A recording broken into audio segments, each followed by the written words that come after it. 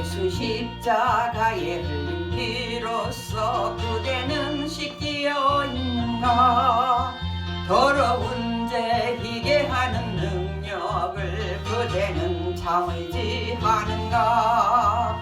예수의 보혈로 그대는 씻기어 있는가? 마음속에 여러 가지 죄악이 깨끗이 씻기어 있는가?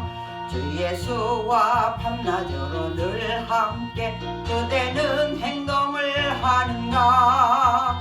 아무 때나 어디서나 그대는 십자가 붙들고 있는가?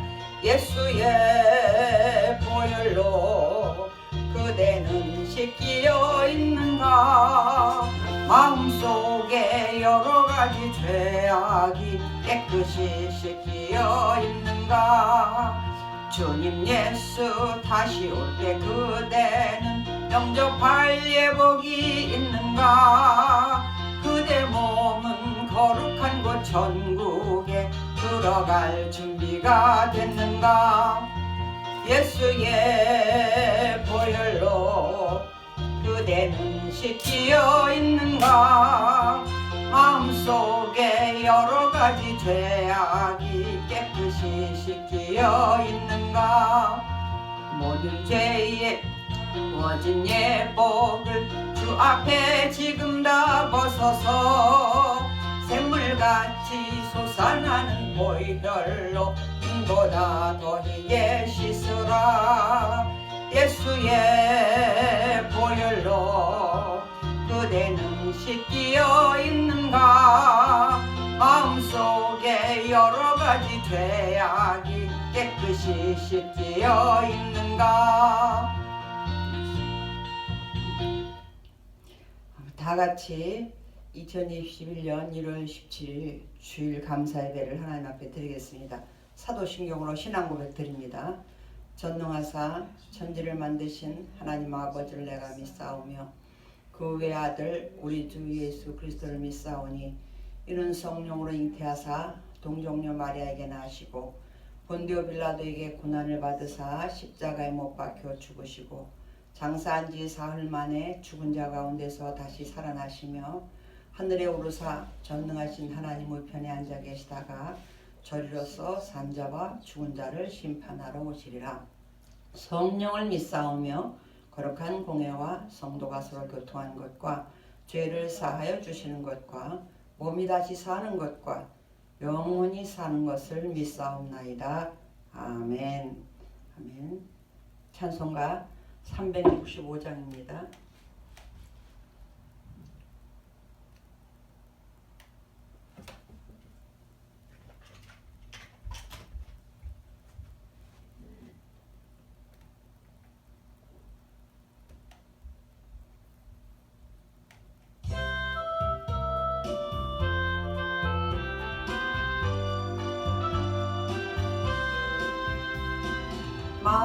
마음속에 근심 있는 사람 주 예수 앞에 아뢰어라. 슬픈 마음 있을 때에라도 주 예수께 아뢰라. 주 예수 앞에 아뢰어라. 주리의 친구니 무엇이나 근심하지 말고 주 예수께 아뢰라. 눈물 나며 깊은 한숨 쉴 때 주 예수 앞에 아뢰어라. 은밀한 죄 내게 있더라도 주 예수께 아뢰라.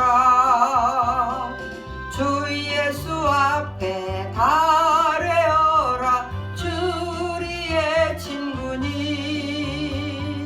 무엇이나 근심하지 말고 주 예수께 아뢰라. 괴로움과 두려움 있을 때에 주 예수 앞에 아뢰어라. 내일 일을 염려하지 말고 주 주 예수께 아뢰라. 주 예수 앞에 달려라. 주리의 친구니 무엇이나 근심하지 말고 주 예수께 아뢰라. 죽음 앞에 겁을 내는 자여 주 예수 앞에 달려라. 하늘나라 바라보는 자여 주 예수께 아뢰라. 주 예수 앞에 달려라. 주리의 친구니 무엇이나 근심하지 말고 주 예수께 아뢰라. 아멘. 기도하겠습니다. 좋으신 아버지 하나님 감사합니다. 날마다 살아있음에 또 오늘 거룩한 주일을 주시고 함께 모여서 예배드리지 못하지만 각 가정에서 하나님 앞에 예배드릴 수 있는 믿음과 환경 주심을 주여 감사드립니다. 하나님께서 오늘이 있게 하시고 오늘까지 어려움 중에서도 우리의 예배를 받으신 줄로 믿습니다. 아버지 하나님께서 특별히 전 세계를 보고 계시는 줄로 믿습니다. 전 세계의 모든 사람들이 모든 인류가 이번 어려움을 통해서 창조주 하나님을 다시 한번 기억하게 하시고 하나님께로 돌아올 수 있는 좋은 선교의 기회가 되도록 전 세계의 모든 영혼들을 하나님이 축복하여 주시옵소서. 또 전 세계에 나가서 수고하고 있는 선교사들에게 하나님 함께하여 주시고 그들에게 새 힘을 주셔서 전 세계 영혼들을 끌어안고 기도할 때마다 하나님 그들의 눈물을 보시고 많은 영혼을 구원하여 주시옵소서. 대한민국을 위해서 기도드립니다. 대통령과 많은 이동자들이 지도자들이 또 국민들이 마음을 하나로 모아서 이 어려움을 이겨내려고 애쓰고 있습니다. 하나님이 보고 계신 줄로 믿습니다. 한 영혼 한 영혼 불쌍히 여겨주시고 특별히 하나님 앞에 눈물로 기도하는 애통하는 모든 성도들의 기도를 들으시사 속히 이 나라에서 이 어려움이 해결되게 하여 주시고 이 어려움뿐만 아니라 인생이 살아가면서 많은 어려움이 있습니다. 그럴 때마다 우리 하나님 앞에 엎드려 기도하게 하셔서 우리 모든 국민들이 주님 앞에 돌아오는 하나님께 축복받은 민족이 될 수 있도록 대한민국을 축복하여 주시옵시고 대통령과 많은 위정자들과 지도자들에게 정직한 마음을 주시고 지혜로운 마음을 주시고 국민을 위해서 일할 수 있는 섬기는 정말로 정직하고 깨끗한 마음을 저들에게 주사 대한민국이 살기 좋은 정의로운 나라가 될 수 있도록 하나님이 축복하여 주시옵소서. 오늘 각 가정에서 예배드리고 있는 우리 강변교회 모든 성도들을 위해서 기도드립니다. 먼저 영원히 강건케 하여 주시고 하나님 앞에 늘 감사가 넘치게 하여 주시고 그들이 하는 사업과 생업을 직장을 축복하여 주시어서 살아가는 데도 물질적으로도 어려움을 있게 하여 주시사 하나님을 위해서 가족을 위해서 가난한 이웃을 위해서 섬기며 나누며 베푸는 일에 잘 감당해낼 수 있도록 하나님 역사하여 주시옵소서. 이 시간도 아버지 하나님 앞에 마음과 뜻과 정성을 다하여 귀한 예배를 드립니다. 하나님께서 이 예배를 받으시고 우리의 모든 기도의 소원에 속기속히 응답하여 주시옵소서. 믿고 감사하며 예수님의 이름으로 기도하옵나이다. 아멘. 하나님의 말씀 보겠습니다. 하나님의 말씀 마태복음 11장 2절에서부터 6절입니다.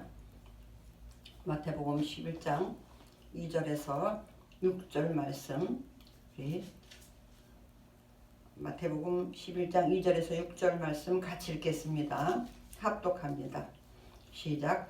요한이 옥에서 그리스도께서 하신 일을 듣고 제자들을 보내어 예수께 여짜오되 오실 그이가 당신이 오니까 우리가 다른 일을 기다리오리까?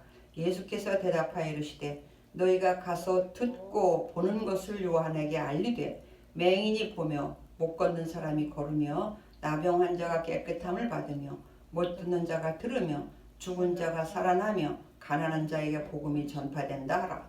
누구든지 나로 말미암아 실족하지 아니하는 자는 복이 있도다 하시니라. 아멘. 오늘 제목은 믿음이 흔들릴 때입니다. 믿음이 흔들릴 때. 믿음이 흔들릴 때 어찌해야 할까? 우리 세례 요한을 보면서 한번 함께 은혜를 나누고자 합니다. 오늘 2절에 요한이라는 것은 세례 요한을 얘기하고 있습니다. 성경에 요한이라는 이름이 몇 명 나오는데 특별히 사도 요한, 그런 요한복음을 쓴 요한이 아니고 세례 요한을 얘기하고 있습니다. 우리가 한번 세례 요한에 대해서 한번 먼저 보고 넘어가겠습니다. 세례 요한은 우리가 마태복음 1장에서도 나오고 이거 또 지난번에도 우리가 말씀을 같이 예수님 탄생 때도 나눴던 것처럼 세례 요한은 부모님이 다 아론의 후손입니다. 제사장의 가문에 아주 짙게 손들인 것이죠. 그래서 아론의 후손들이면서 가문이 대단한 가문입니다. 그래서 아버지가 사가랴죠. 그런데 그 아버지가 제사장이었으면서 또 당시에는 다윗 때에 정해놓은 이 제사장 반열이 있는데 24,000명이 제사장이 있으면서 1,000명씩 조를 만들어 놨습니다. 반차, 반열 이렇게 얘기를 하고 있는데, 그래서 1,000명씩 조를 만들어 놨는데 그 중에 1,000명이 제비 뽑기를 해서 그 중에 한 사람이 분양을 하러 들어가게 돼 있습니다. 그런데 일평생 한 번 될까 말까 하는 1년에 2번 그렇게 2주죠. 한 주씩 하니까 2번을 한 조가 하게 돼 있어요. 그런데 평생에 한 번 될까 말까 하는 그런 제비 뽑아서 분양하는 부분에 누가 됐냐면 그 세례 요한의 아버지 사가랴가 됐습니다. 그래서 그는 세례 요한은 태어나기 전부터도 부모님이 너무나 좋은 가문의 부모가 다 엄마조차도 아론의 후손이라고 돼 있어요. 그렇게 아론의 후손입니다. 그리고 세례 요한은 이사야서 40장에 예언되어 있는 3절에서 5절까지 예언되어 있는 주의 앞길을 평탄케 하는 그런 이미 예언된 사람이에요. 그리고 또 그 아버지 사가랴가 분양하러 들어갔을 때에 천사를 만납니다. 그죠? 천사가 하나님이 언약을 해주는 거죠. 예언이지만 사실은 하나님이 언약해 주는 거죠. 그 사가랴에게 뭐라고 말합니까? 자기 이름까지 밝힙니다. 나는 가브리엘이다. 천사 이름까지 밝히면서 뭐라고 얘기해 주냐면 그는 너뿐만 아니라 많은 사람에게 기쁘게 할 사람이다. 물론 아이가 태어나면 이웃집도 기쁘고 그래요. 그러나 여기서의 그 많은 사람은 그런 걸 뜻하는 게 아니죠. 그 다음에 주 앞에서 큰 자가 될 것이다. 아직 주님이 오시지 않았죠. 그런데 그 앞에서 큰 자가 될 것이다. 그리고 우리가 가장 좋아하는 모태로부터 성령이 충만할 것이다. 그게 뭡니까? 하나님이 다 그렇게 해주겠다는 약속이에요. 언약이에요. 세례 요한은 뱃속에서 태어나기도 전에 이미 아버지에게 그런 언약을 받은 기가 막힌 사람이죠. 또 뭐라고까지 하냐면 그 가브리엘 천사가 이스라엘 자손의 많은 사람들을 하나님께로 돌아오게 할 것이라는 거예요.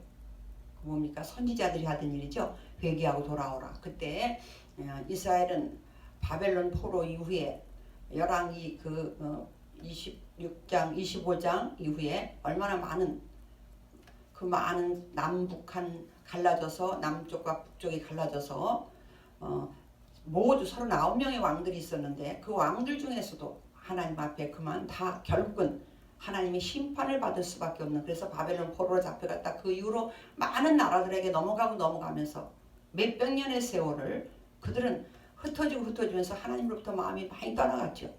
그리고 부단히 메시아를 기다리고 있습니다. 그런데 그런 이스라엘 자손의 많은 사람들을 하나님께로 돌아오게 하는 역할을 누가 하냐? 네 아들이 할 것이다 하면서 사가랴에게 얘기해 준 겁니다. 그 아들이 바로 나중에 태어난 세례 요한이 된 것이죠. 그 말은 바꿔 말하면 많은 사람을 회개하게 만들 수 있는 그 일을 내가 너 아들에게 맡기겠다 그런 언약을 하고 있습니다. 근데 또 뭐라까지 하냐면 엘리야의 심령과 능력으로 올 것이다. 우리는 율법에 대해 가면 율법은 모세가 받았고 선지자나 또 예언자 중에서는 엘리야가 최고로 보고 있습니다. 그죠? 그런데 그 대표로 엘리야. 근데 우리가 말라기 4장 5절에서도 심판은 두렵고 큰 심판이 오기 전에 누가 먼저 오냐 하면 엘리야가 올 것이다. 그런 말이 있습니다. 그런데 그 엘리야가 바로 엘리야의 심령과 능력으로 올 것이다. 이렇게 얘기했어요. 나중에 그 세례 요한이 엘리야가 오리라고 약속한 엘리야다 하는 증언을 예수님이 해주고 있습니다. 그런 대단한 사람이 바로 세례 요한입니다. 그런데 그런 세례 요한이 태어나기 전부터 이렇게 아버지에게 엄청난 하나님으로부터 언약을 받은 그런 아들이에요. 그 결국은 세례 요한이 태어났어요. 세례 요한과 예수님도 태어나고 나서 태어나는 과정은 잘 적혀 있지만 자라나는 과정은 별로 없는데 누가복음에 2장 52절에 한 구절이 나와 있습니다. 예수는 지혜와 키가 자라가며 하나님과 사람에게 더욱 사랑스러워 가시더라. 그런데 세례 요한도 자라는 과정이 하나 적힌 게 있어요. 누가복음 1장 80절에 아이가 자라며 심령이 강하여지며 이런 표현이 있습니다. 심령이 성령이 강하여졌다는 거. 그건 하나님께서만 하실 수 있는 장면인데 누구에게? 세례 요한의 자라는 과정에 기록이 되어 있습니다. 그러면서 이스라엘에게 나타난 날까지 빈들에 있으니라 그렇게 기록하고 있습니다. 그런데 이 세례 요한의 사역도 한번 보겠습니다. 세례 요한이 어떤 사람인가? 세례 요한은 많은 사람에게 세례를 줬죠. 그리고 바리새인, 사두개인, 유대인, 이스라엘 많은 사람들이 바로 세례 요한에게 세례를 받으러 왔습니다. 근데 말씀을 선포해요. 세례하면서 말씀을 선포하는데 뭐라고 합니까? 회개하라 천국이 가까웠느니라 하면서 독사의 자식들아 막 이렇게 엄청난 무서운 말을 막 합니다. 회개에 합당한 열매를 맺고 속으로 우리가 아브라함의 조상이라 말하지 말라 그러면서 이미 도끼가 나무 뿌리에 놓였다. 좋은 열매 맺지 아니하는 나무마다 찢겨 불에 던질 것이다 하는 무서운 말들을 막 합니다. 엄한 꾸중을 해요. 그럼에도 사람들이 그냥 머리를 숙이고 막 몰려옵니다.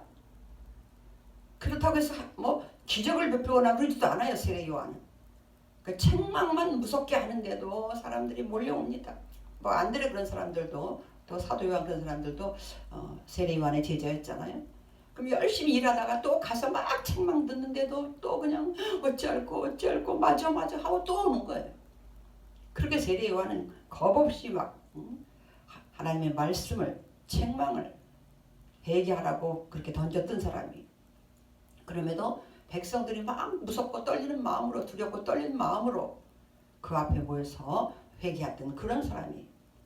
날마다 우리 예수님처럼 기적을 행하는 것도 아닌데 그래요. 이 권세가 과연 누가 줬겠습니까? 하나님이 주신 권세죠.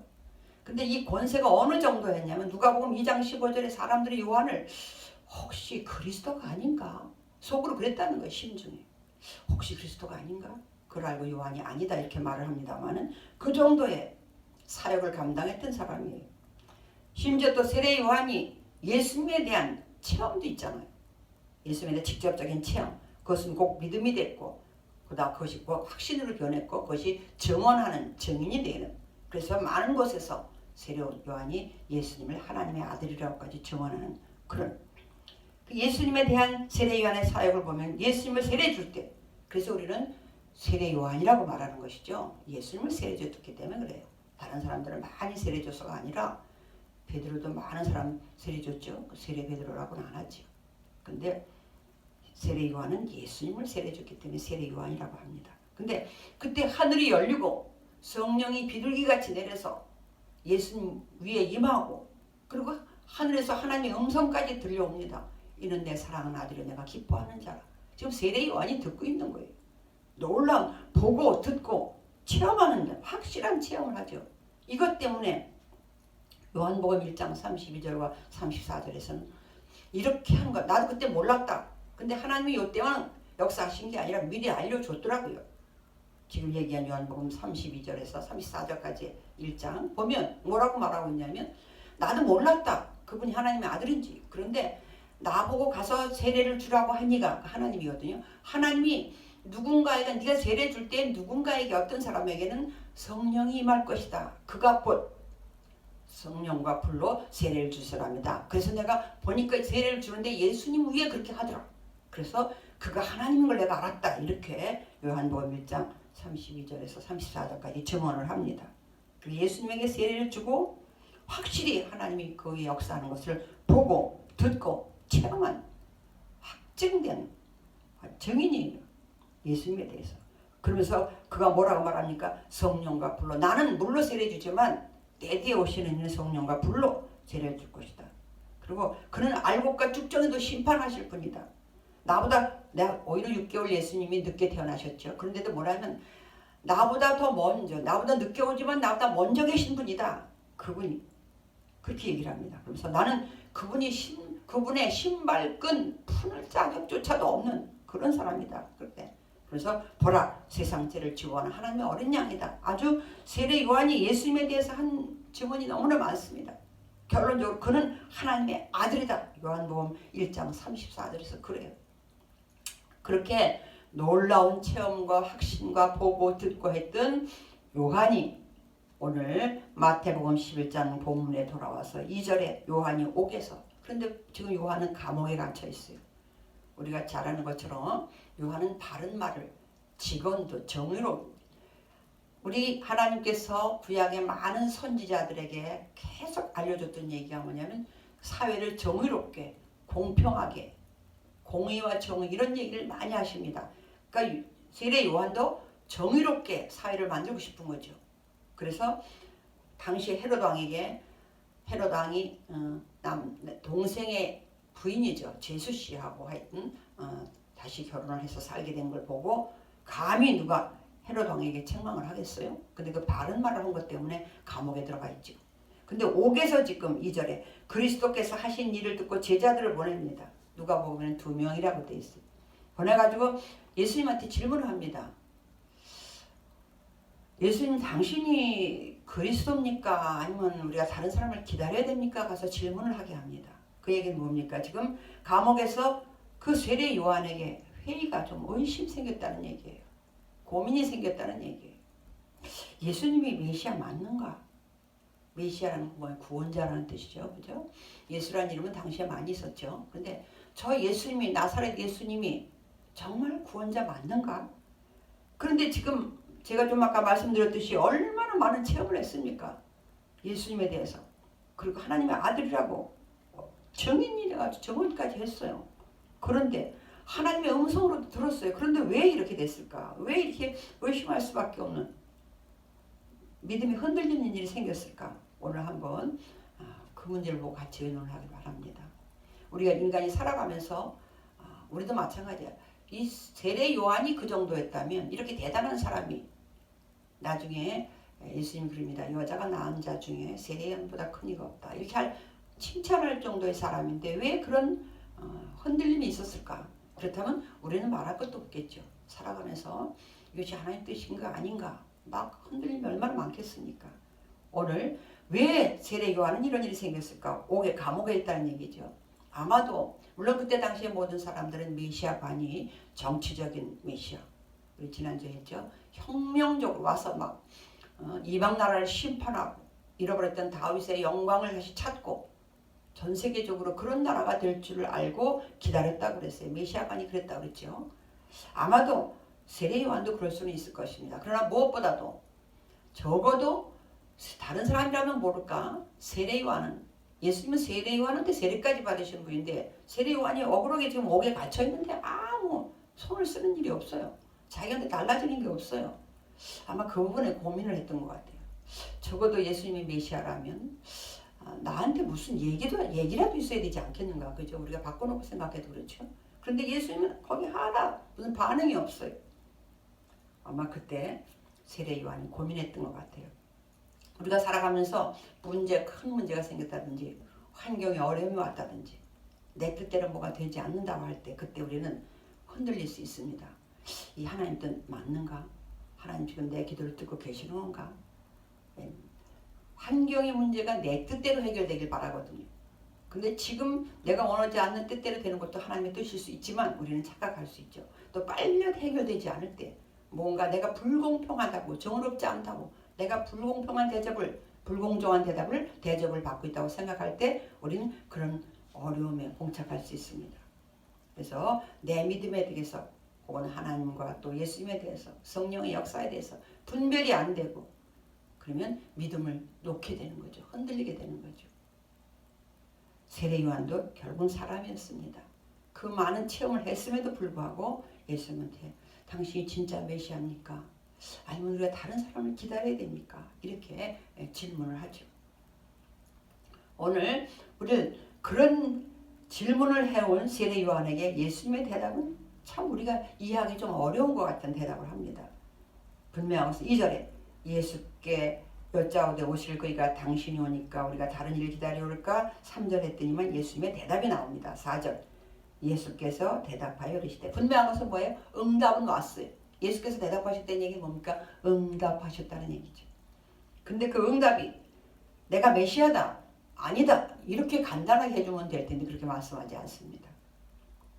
뭐라고 얘기하냐면 너희가 가서 듣고 보는 것을 요한에게 알리되. 어떻게 보면 동문서답하는 것 같고 어려운 것 같아요.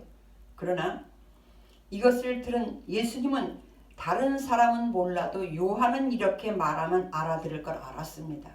왜? 적어도 선지자고 구약에 대해서 잘 알고 있고. 오늘 그러면 이렇게 믿음이 흔들릴 때 요한처럼 우리도 흔들리고 있을 때 해결 방법으로 요한이 선택한 건 첫 번째 뭐예요? 자기는 옥에 있어서 마음대로 움직일 수 없었지만 사람들을 보내서 어떻게 했어요? 예수님을 찾게 했어요. 우리도 살아가면서 많은 어려움이 있고 문제가 있고 답답할 때 있습니다. 그때 사람 찾아서는 해결이 어렵습니다. 일단은 예수님을 찾아야 되겠죠. 당시에는 예수님이 육신으로 같이 계셨기 때문에 예수님한테 직접 가서 물어볼 수 있었어요. 지금 그렇지 않습니다. 지금은 어떻게 합니까? 말씀으로 돌아가는 거죠. 예수 안에란 얘기는 우리가 뭐라고 하면 바울은 뒤에 가서 그리스도 안에 이런 얘기를 많이 합니다.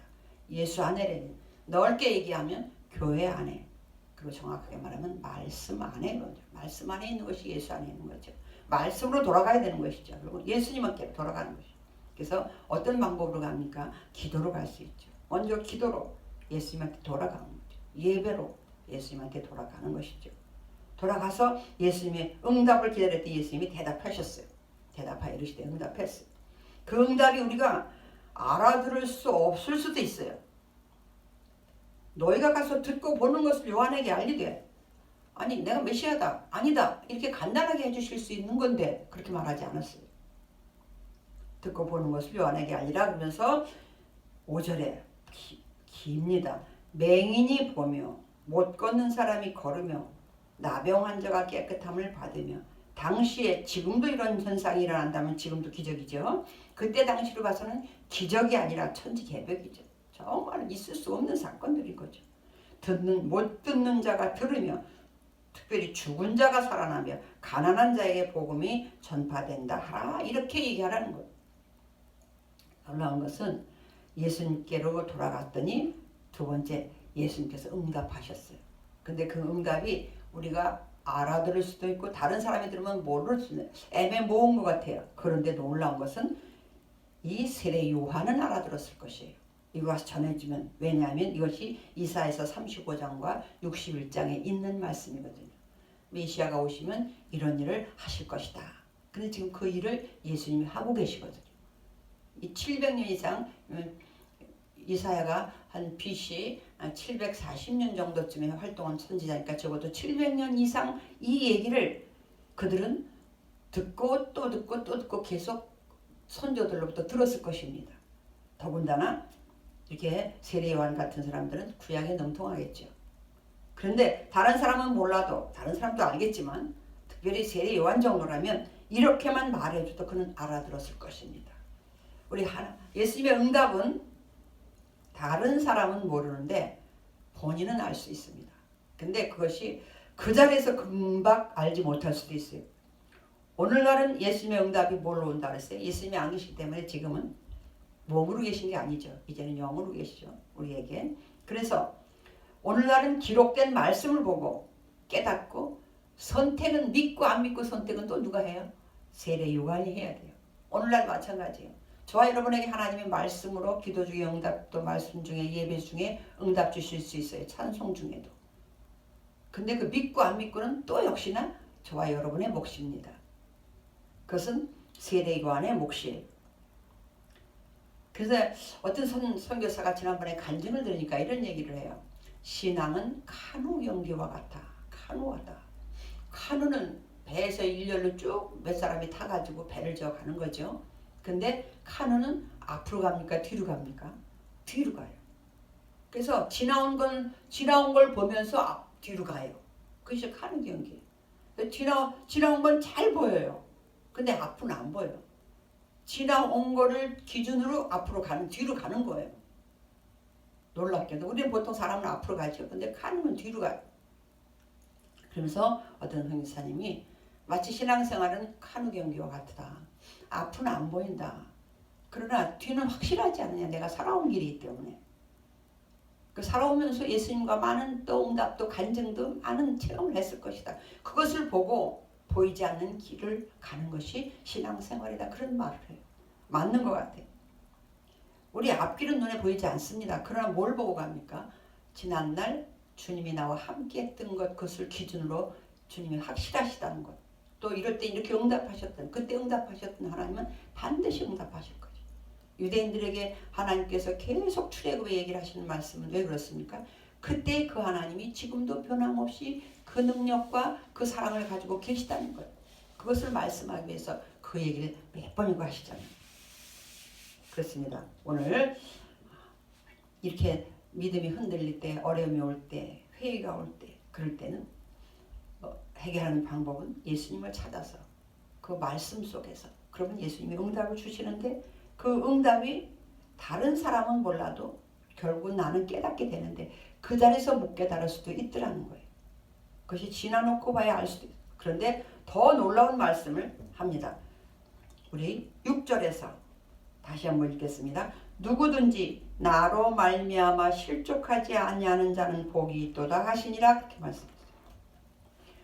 이 말씀은 말이 좀 어려운 것 같죠? 나로 말미암아 실족하지 아니하는데요. 실족한다는 얘기는 쉬운 말로, 쉬운 성경들에는 이렇게 써 있어요. 나를 의심하지 않는 사람은 행복하다. 이렇게 돼 있어요.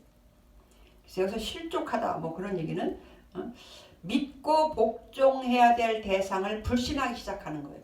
믿고 복종해야 될 대상을 불신하는 것. 그런 사람은 반대로 그럼 불행하다는 뜻이잖아요. 그래서 결론을 예수님이 아주 깔끔하게 마무리를 해줘요. 가서 세례 요한에게는 너희들이 보고 들은 말. 지금 보고 듣는 건 ING 현장에서 지금 진행 중인 상황들이에요. 현장에서 일어나고 있는 상황들이거든요.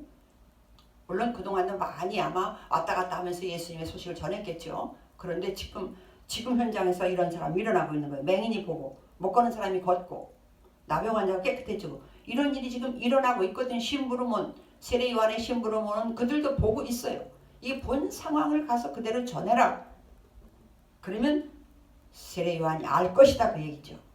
근데 더 거기 모든 사람들이 들을 수 있도록 뭐라고 얘기하냐면 누구든지 나로 말미암아 실족하지 아니하는 자는 복이 있다. 누구든지 나를 의심하지 않는 사람은 행복하다 이 얘기를. 반대로 말하면 나를 의심하는 사람은 불행하다는 거죠. 왜? 의심은 의심에서부터 시험이 오거든요. 아담과 하와가 에덴 동산에 선악과를 만들어 놨을 때, 그죠? 사탄이 와서 뭐라 합니까? 하나님과 같게 된다 그래요. 그거 의심하기 시작하겠죠. 보니까 아닌 게 아니라 먼저는 아무 생각 없이 보던 것들이 먹으면 정말 달라질 것 같아. 그런 의심이 생기는 거죠. 하나님에 대한 의심이 오히려 생기는 거죠. 의심은 곧 뭘로 시작하냐? 시험이 시작되는 거예요. 의심. 그럼 그때 의심이 생기면 뭐 합니까? 점점 미움도 생기고 배신도 생기죠. 가장 무서운 배신에까지 연결돼 원망도 생기고. 근데 오늘 예수님이 6절의 결론으로 예수님을 의심하지 않아요. 어떤 경우에도 변함없는 예수님, 그 자리에 계신 예수님, 그걸 믿어야만 그 사람이 행복하다는 것입니다. 그렇습니다. 오늘 세례 요한을 봤습니다. 세례 요한은 나기 전부터 대단한 사람이라고 그랬어요. 부모의 족보서부터 대단하다고 그랬어요. 둘 다 제사장 아론의 직계 손들이에요. 그리고 아버지가 하나님으로부터 엄청난 언약을 받았어요. 이것은 하나님이 이렇게 해 주시겠다는 사인이잖아요. 천사가 자기 이름까지 댔어요. 나는 가브리엘이다. 하나님의 심부름을 왔다. 지금 저기 하지만 편지를 가져온 것도 아니잖아요. 가장 특사가 직접 왔어요. 와서 말해줬어요. 그러니까 아버지로부터 또 들었을 거 아니에요. 태어난 그 아버지가 얼마나 또 기도를 많이 했겠습니까? 그죠? 그리고 예수님은 직접 예수님의 앞길을 닦게 됐지만 세례까지 드렸고 또 그것뿐만이 아니라 성령이 임하는 걸 보면서 하나님의 아들이라는 확증까지 얻었어요. 다른 사람은 다 체험하지 못했던 많은 것들을 체험했음에도 불구하고 어려움이 생겼을 때, 감옥에 갇혀서 너무 어이없이 감옥에 갇혔을 때 기대한 게 있었겠죠. 예수님에 대해 기대한 게 있었을 것입니다. 자기가 바라는 게 있었을 거예요. 그것이 이루어지지 않았을 때 과연 예수님이 맞는가 고민하는. 그런데 예수님은 고민할 거 없다, 내가 메시아다 이렇게 말해준 게 아니고 그가 알아들을 수 있는 방법으로 응답을 해주십니다. 결국 그는 감옥에 있다가 순교당해 하늘나라를 갑니다. 믿었겠죠. 믿고 다시는 사람을 보내지 않은 걸로 봐서 그렇겠죠. 오늘 그런데 그 세례 요한이 그 정도라면 우리는 인생에 살면서 수도 없이 많은 흔들림이 있고 많은 어려움이 있습니다. 그럴 때 세례 요한이 본을 보였던 것처럼 우리는 어디에도 해답은 없습니다. 예수님 앞에, 말씀 앞에 돌아오는 것, 넓게는 교회 안으로 들어오는 것, 예배 드리면서 말씀 안에서 기도 중에 교제 중에 하나님의 응답이 있습니다.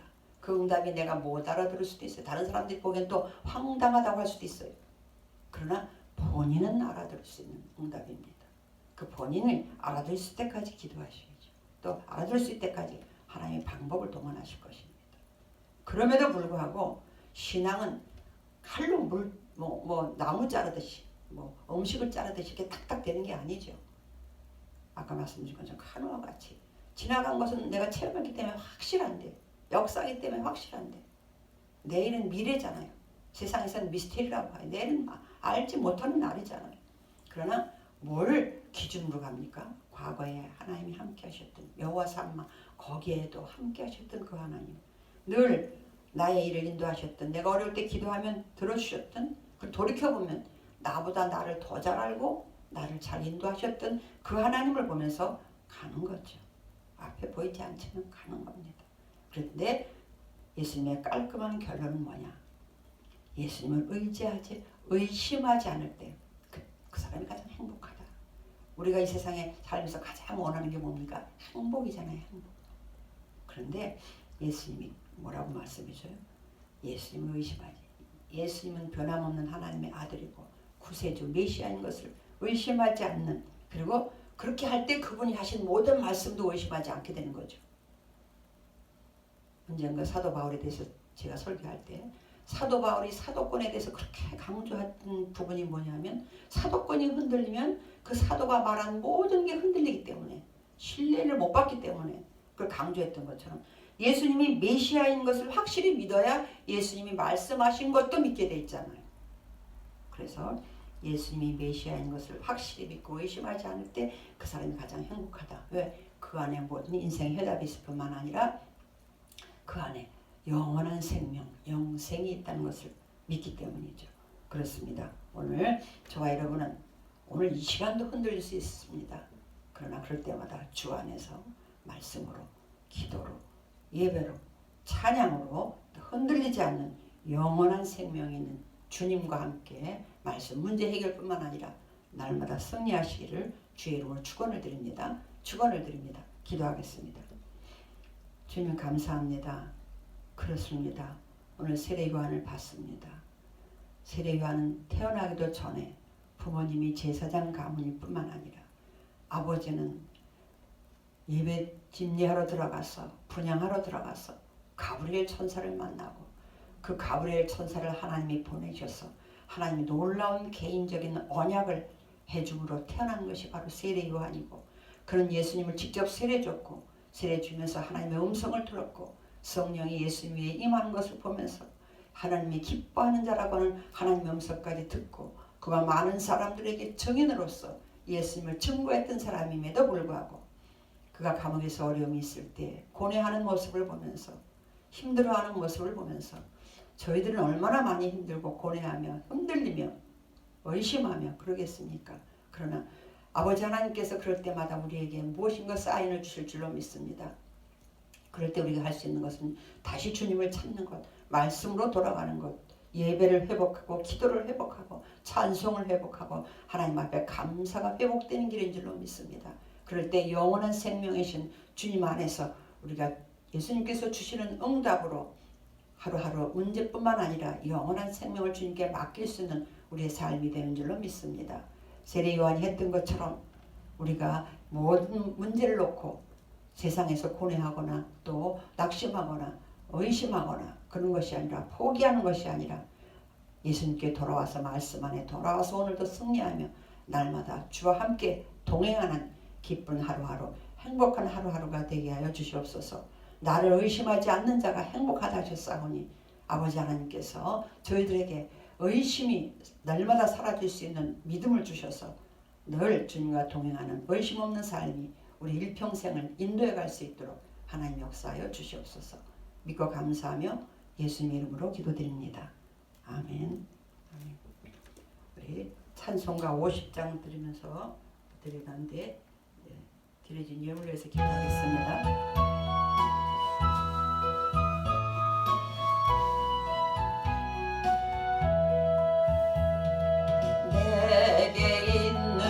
모든 것을 아낌없이 드리네.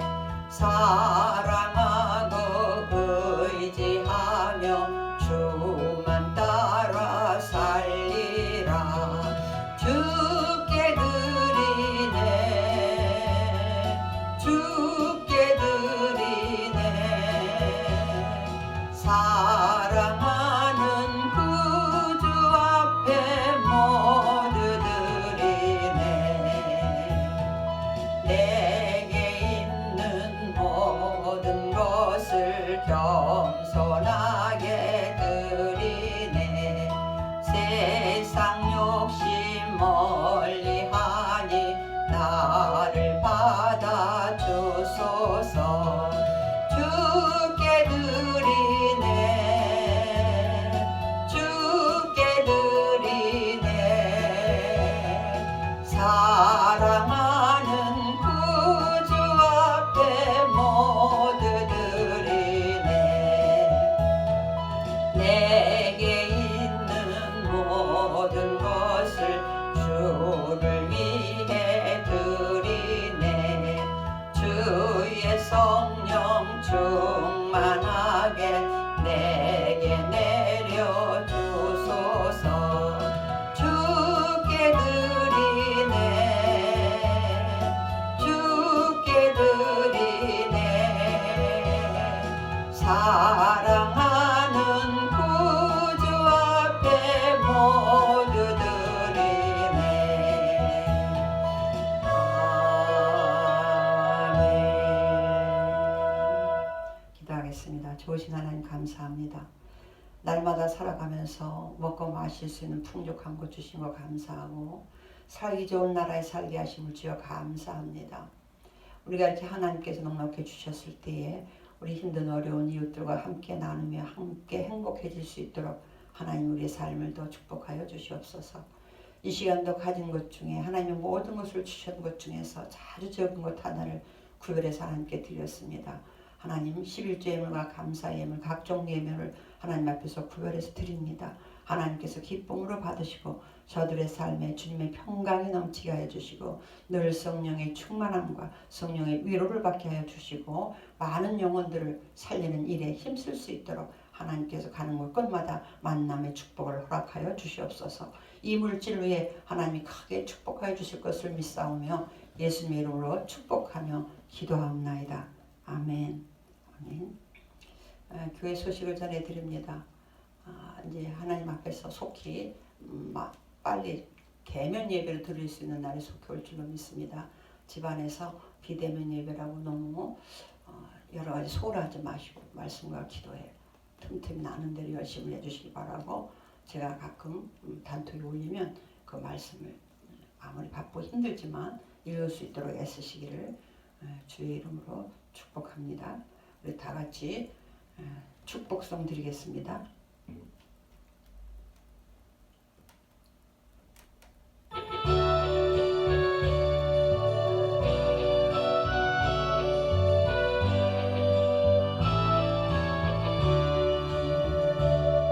여호와는 너에게 복을 주시기를 원하며 너를 지키시기를 원하시며 여호와는 그 얼굴을 너를 향하여 드사 은혜와 평강 주시기 원하노라. 여호와는 너에게 복을 주시기를 원하며 너를 지키시기를 원하시며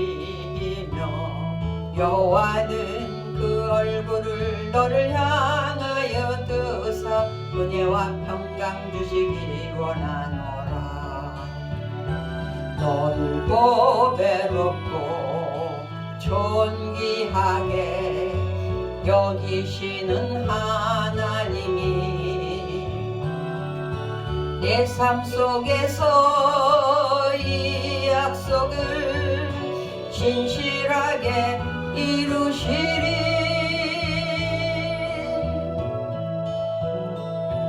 땅에 기름진 것으로 하늘에 신령한 것으로 너를 복주시고 지키실 하나님이 너의 영혼 잘 되도록 은혜 베푸시며 평강으로 인도하시리.